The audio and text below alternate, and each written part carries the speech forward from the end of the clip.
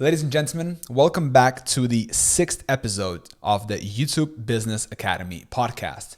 My name is George, and today I'm joined by my co-host as usual, Ron. Today in this podcast episode, we are going to talk about the survey that we've done on Discord. So a lot of you guys voted and we asked a bunch of questions, and so we're going to briefly touch upon that. After that, we are going to talk about search-based long form content because a lot of you guys been interested in that, and we've touched about that we had a mastermind with Yuri, and so we've talked a lot about that as well. And overall, we're just going to have a conversation and just give you a little update on what's going on our end and basically everything that has been happening. So I'm going to actually start this off now and tell you, Ron, a conversation I had today. So I actually had two conversations today. One conversation I had was with Marcel. He's actually coming over to visit me in Finland. By the time this episode goes live, I think he should already be here. So that's going to be quite fun. We're going to, finally meet each other. That'll be fun. I'm going to see Ron as well very, very soon as well. Yes. But we're gonna keep this probably as a surprise when we're gonna meet and where we're gonna meet for the first time as well. It will be exciting though. I think people, Very exciting for sure. And I also had this conversation today with this guy. His name is Mahmoud Saad. He's Egyptian, and he does all of his content on his channel is like in Arabic. And so he commented on one of my videos, and I'm the type of person that if you comment on my video and I see that you're doing something on YouTube, most likely we'll connect and set up a call or something, just get to know each other because I love doing that. And so we talked, and he's from Egypt. He does some print on demand, and he does some YouTube. He has like close to 50,000 subscribers on his YouTube channel. So yeah, that was pretty cool. It was like early in the morning as well. So I've been like busy today the whole day, man, just like talking. This is my fourth or fifth call. It's just insane. Life of an entrepreneur, George. Yeah, but like I'm loving it, because it's not the type of work where I'm like asking myself, what do I need to do? Or like, what should I do? True, but maybe it's also interesting to cover for the people listening. But how do you choose what you're going to do? Like, it's also important to focus on your work instead of doing the calls, for example. Like, how do you prioritize your tasks? Like, do you have a system for it or? Yeah, so first of all, like we have deadlines, right? We set deadlines because when you have a deadline, that needs to get done.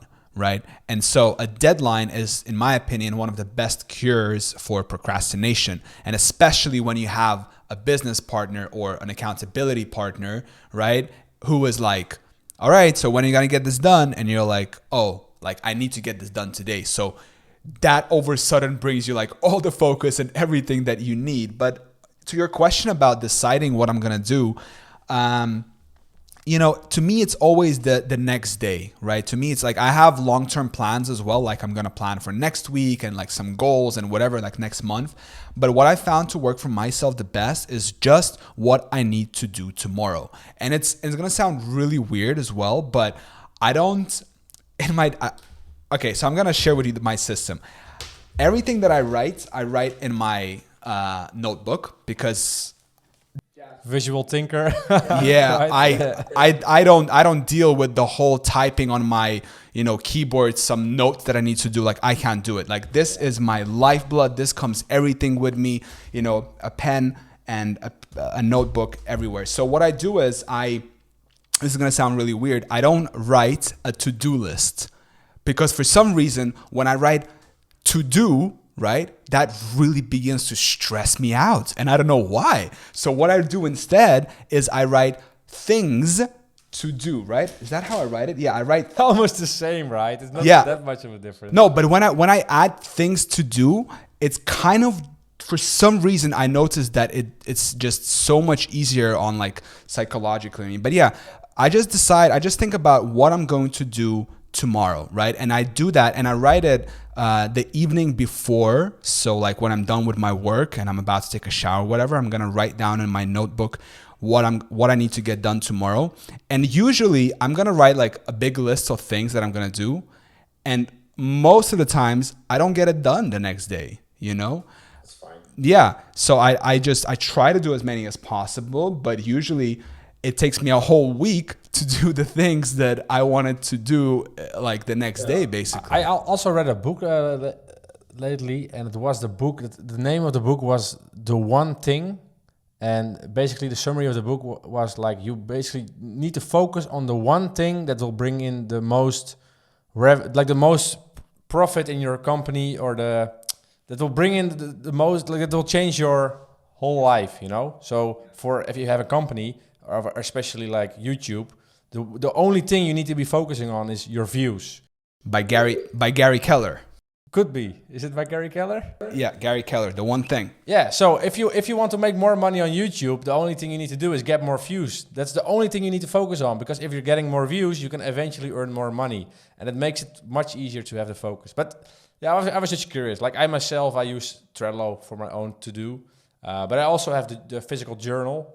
But I don't write my to-dos in there, because I always forget to look at at my to-do list in there. So I find it quite useful to have it with me on the computer.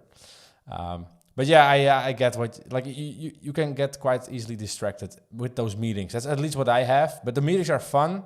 Yeah. But if you have meetings all day, you're at the end of the day, you're like, okay, I talked a lot. It costed me a lot of energy, and I learned a lot as well. But in the end, I didn't move shit in the terms of... Yeah, that's true. But then also, like, for me, like, if, for example, like I created 2 videos today out of those 2 calls. Yeah. You know? I did one with Marcel and I did one with Mahmoud. That's exactly, yeah. You know? So it wasn't just a way, like I enjoy talking, but I also found a way to make content out of that, which is like... Best of both worlds. Like what? Like you're going to make money out of talking? You serious? That's fun. And yeah, I think everyone needs to find their own style in forms of like how you plan your day and to-dos, and it depends on like how you are how you are as a type of a person. But I think the deadlines will help for sure. Like if you set a deadline with yourself, you get some pressure in. And it's the same with when back at school, you know, like you need to learn for the exam, and probably a week before you start or a day before, because you need to. That works well. To me, the game changer was getting a business partner. Honestly, to me, that was such a game changer that over a sudden it went from like 0 to 1. That holds you accountable mostly. That's yeah, because, you know, it really does hold me accountable, you know, because when I'm with myself, like I will commit to something, but then like your motivation fades and whatever. Did you have a business partner before or not? No, I actually never had a business partner before, you know, so it's like, it's really cool to see how, like, you know, we talk like a lot, you know, during the day, and like we don't talk all the time, but we have this like nice kind of chemistry going on where it's like we talk back and forth. I update on the things that are going on my end. You send me the thing, and we have this like common thing going on with the academy and everything. So, you know, if you're struggling with whatever you are doing right now, I don't suggest you necessarily to get a business partner, but surround yourself. Just like find one person who does the same thing. I know people that are also working alone, but they met some guy that's also working on his business, and he probably has the same struggle as you, like meeting certain deadline, doing certain tasks, or just sparring about certain ideas that you have.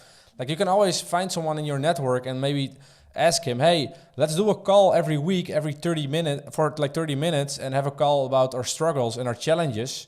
And the thing is, you can keep each other accountable. So you can say to each other, hey, next week, I'm going to do this and this and this. And if I don't do it, please, like maybe you can ask, think of something fun to do when you don't make it. But you have someone that you're responsible towards. And yeah, that's not the case when you're fully alone. You see, to me, this wouldn't work. This wouldn't work to me because first off, a week is way too long. And second of all, if I'm not involved with the person on whatever I'm doing, I'm not going to give 2 craps about, you know. Yeah, it depends on what you want. Like you can also keep each other accountable every day. Like it depends. Yeah. But I think one of the best things that I've learned lately is that you can move fast when you're alone, but you can accomplish so much more when you are with someone, because it almost feels like you have doubled yourself. You've doubled your output. Imagine if you're working towards one thing, right? And you're one person and you're getting there at a speed of, I don't know, whatever, X per whatever, right? Just imagine a speed, right? The point here is that when over a sudden you have a second business person that he is working in the same direction as you, now over a sudden you're going twice as fast. Yeah, but I think also the thing is you're going, like, you can go fast alone, but you can go way farther. Yeah, further. Oh, further when you're together, you know? And I think that's the key. Like, you're maybe splitting up the business, but the pie you're sharing, you know, exactly, sharing will become much bigger eventually. And I think this is also, like, if you have Netflix, like I sent it to you also, the story about Spotify. It got started by two guys. One was like a geek, and one guy was like someone that had a lot of money. And you can very good see in the documentary, they're slowly finding people with specific skill sets and add them to the team. And in the end, they have like such a highly skilled team, and they can they disrupted the whole music industry with their idea, because their product and their team was so powerful. They had a vision, and it was pretty awesome to see. But I think in the end, if you want to go far, you really need to get more people in. Yeah, and from what I learned and read, you know, once businesses and companies grow to a really big level where capital is not really a question, what really becomes what really grows the company is basically people and talent and human capital. Basically, that's the thing that is going to drive growth further and further and further. So, you know, if you're listening or watching to this podcast and you like what we're doing and you think that you would be, you know, a good addition to the team, maybe you have some skills that would be valuable to the YouTube Business Academy, you know, Ron and I, we're always open to have a chat, to talk, see how we can benefit each other, you know. And if you want to become part of this movement that we're creating here, and you know, you believe in this whole vision, then you know, hit us up, Discord, DMs, wherever you can find us. Just yeah, I agree fully. And talking about a community, we did a survey in the community with specific questions, and we got some nice answers from all of you to improve the community as a whole. Let's take a look at that. Yeah, let's take a look. Like, we asked, for example, what kind of area of YouTube automation are you most interested in? And we see like about 50% have most interest in YouTube automation in general, 30% in search-based content, and 23% in YouTube browse/suggest content. So that's very good to know, because with these answers, we can slowly provide more information related to YouTube automation in general, and search content, and browse/suggest content. So that's very good to know, and we will definitely provide more information on it, on this. Maybe I'm already saying too much, but more to come in the future. And also, we asked you guys what kind of challenges you all face, and it gives us really insight in like what you're all struggling with, so we can help you guide through these struggles, you know. And that's very important. So if you haven't filled, probably the survey right now is already finished when you're listening this. But if you have any feedback for us in general for the community, or things you're challenging with and you need help with, please reach out to us, because we will try to do our best to help you, and eventually it will also help the whole community as a whole. Yeah. So pretty excited to see. We have, so we got about 13 responses on this whole thing, if you guys are wondering. So, the data is somewhat accurate, I would say, and we have some really nice responses here on the survey. And you know, it's completely anonymous, so we don't know who replied, who wrote what, and we don't know anything, right? We can just see the end result basically.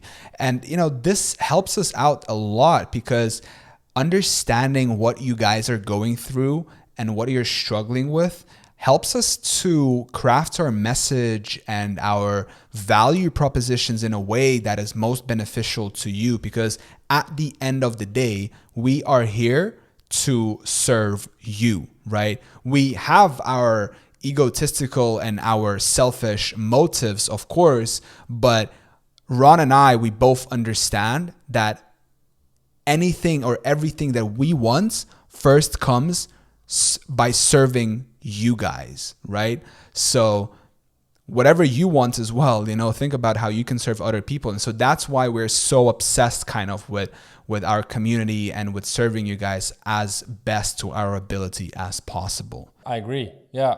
And also a lot of people have interest in some sort of group coaching or one-on-one coaching. So that's also good to know in the near future, so we can decide how we're going to implement that. So we're definitely going to try to get more experts in and maybe more coaches in to grow the community in terms of knowledge. And also we're trying our best to grow the community itself with more members, because more members is also more knowledge. So we're working on it, and I think, we're heading towards a very exciting future with the community. Oh yeah, we are definitely, absolutely. And I think it also this whole idea about group coaching and like personal one-on-one coaching, it makes sense a lot to me. But from my experience, whenever I was in a situation where I was like, if only I could have that one person who could give me an answer to, my question, whether it was like how to do Facebook ads or how to increase my profitability with drop shipping back in the day when I was doing it. Like it's kind of like true, but not really, because you still need to deal with the challenges that you're facing. Like it helps to have group coaching and it helps to have a one-on-one coach, but they won't be able to give you that answer that you're looking for, because everybody's situation and everybody's problem is unique and different, So it's just more general guidance and having the confirmation that you're heading some sort of in the right way. And of course, like when you're in group coaching, other people ask questions as well that you never thought of, and you also learn of that. So that's very useful. Let's see how we will implement it. But talking about a community, we are having the mastermind soon. Again, it's already finished probably when you're listening this, but also with Hessel, the search-based expert. I think it will be very exciting that we're going to talk more about search in the community, because it has a lot of potential on YouTube. And as we discussed in the previous podcast, YouTube search is, I think, one of the most interesting areas of YouTube automation. So maybe like how's your channel going, George? Last time you gave a small update, like it's growing steadily. Oh yeah, man. I mean, listen, if you talk about search, let me know, because I'm a big fan of search. Most of my best performing videos on my main channel are search, but talking about my second automation channel where I have, my guy basically doing everything, I'm looking at it right now. I'm sitting at 835 views per every 48 hours. I think the last time we spoke was like less than 500 or something. Yeah. So, I'm looking at this growth right here, and like, man, search is just my one love. It keeps going up and it doesn't dip. And that's the power of ranking videos. YouTube is the second largest search engine after Google, and Google owns YouTube. So they're going to funnel down all of the traffic to that. And, I probably can place a bet that they see that, people are much, human beings are visual creatures. And so we're much better at consuming video or like visual content rather than text. It's much easier for us. So yeah, man, I love search. This channel is going really good for me. What about you? It's going same growth. Like it's really steady. And I think the thing that's so nice, like I also have the 2 browse and suggested channels, and then you're like getting views, it's climbing, and then it dips again, and you're like, oh, should I change the thumbnail, or should I change the title, or should I change stuff? But with search, it's like it's still growing like 100 views per 84 hours a day, and I just keep uploading. So I can just basically do the math, and like in 6 months or 12 months, I will be at a certain amount of views. You will break even, you can stop uploading, and the views will keep coming. I'm just publishing around 70 videos a week. So Say it like it's nothing. yeah, rampant. Like the thing is, like, doesn't matter how much you upload. If you upload like a lot of videos right away, you will rank sooner. You will get more views more quick. So I'm all up for it. And I like some big guys in the space like Yuri and Hessel. Like I need to keep up with them, so I need to put out the content as quickly as possible. So yeah, for sure. And talking about smart business move on YouTube. So you know about this, Ron, but I'm gonna say it to the viewer and to the listener that this week I published in one day 2 videos on my main channel, and I basically made one video tutorial about how to make captions like Alex Hormozi. And I filmed the video. I had the intro, and then I filmed the actual screen recording, whatever. I showed it, and then at the end, I was like, wait a second, but I can also just change the intro and rename and re-upload the video second time, right? And name it "How to Create Shorts Like Mr. Beast." So now all of a sudden I have 2 videos, exact same. The only difference is the first 15 seconds of the intro, right? One is titled Mr. Beast captions, and the other one is titled, captions like Hormozi or whatever it is, right? And I uploaded them just back to back, literally. So, and this is the crazy thing. The Hormozi video, both of the videos are starting to pick up in search and in browse. And so the video with Hormozi in the title has an RPM of €6, and the exact same video, but with Mr. Beast in the title, has a revenue of €2, which is 3 times lower. Yeah, so this just shows you, that like having different keywords is going to have a different RPM, and it's not about the video. It's about basically who you're reaching, the audience. Yeah, true. That's crazy. Yeah. And it was so fascinating how I just with a little bit of creativity, I was able to make 2 videos, and it's reaching completely 2 different audiences. Yeah. It's pretty cool to see, especially because YouTube is now picking it up, and probably on the long term, it will be used, the video will be found in YouTube search, especially when more people are making shorts in 2023. They will probably look for tutorials like that, and you will get more views even. 2023 is going to be the year. Let's hope so. I'm very excited about it. Yeah, man. I'm excited about every day. That's important. That's important. Yeah, but I think we covered most of the things we wanted to cover. But yeah, one thing. So we have the mastermind tomorrow. It's already online. If you're listening right now, it will be with Hessel. So please watch it on YouTube. It'll be a very interesting mastermind to watch, especially if you're into YouTube search. That's gonna be huge. Yeah, and of course the one with Yuri from last week. It's also on YouTube. Check it out. That one was packed with value as well. And for now, I think we can end it here, George. What do you say? Yeah, man, I think it was a great podcast. Thank you for your time. Thank you for everyone who is watching, listening, subscribing. Don't forget to join us on YouTube Business Academy.